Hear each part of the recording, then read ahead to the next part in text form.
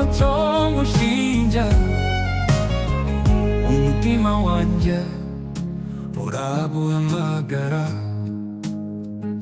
Mu Kiribata nahavukiye nkunda, ariko by'umwihariko ni wowe nahisemo. Reka mpamye icyo urukundo rwakadasohoka, mbere y'isi yose nzavuga izina ryawe. Twicaye mu cyayi tuganira bucece, ku kirogotero duseka dusangira ibanga. Ndagukunda ite, ndagukunda iteka ryose. Nzagufata ukuboko tujye gushaka tureba agasozi,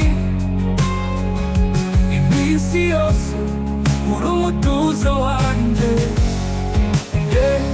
Jye nawe turi inzozi zirashira, ikirere cyiza kije nyuma y'imvura.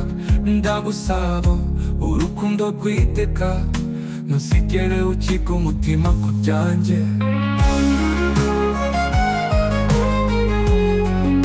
Jye nawe turi inzozi zirashira, ikirere cyiza kije nyuma y'imvura. Ndagusaba urukundo rw'iteka, ntuzigere ucika umutima ku byanjye. Amarira y'ibyishimo niyo mbona mu maso yawe, ijwi ryawe rigira amahoro mu mutima wanjye. Ndagusezeranya kuzarinda urubyiruko, mbereye hano mu Kiribata ku rukundo rwacu. Ndagukunda ite, ndagukunda iteka ryose.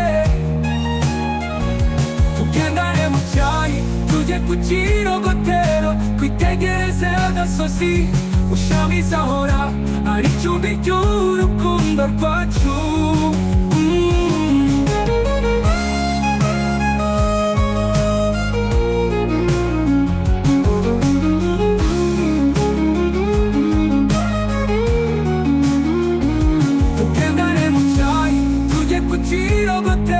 Twitegereze agasozi ushamize ahora ari icumbi ry'urukundo rwacu.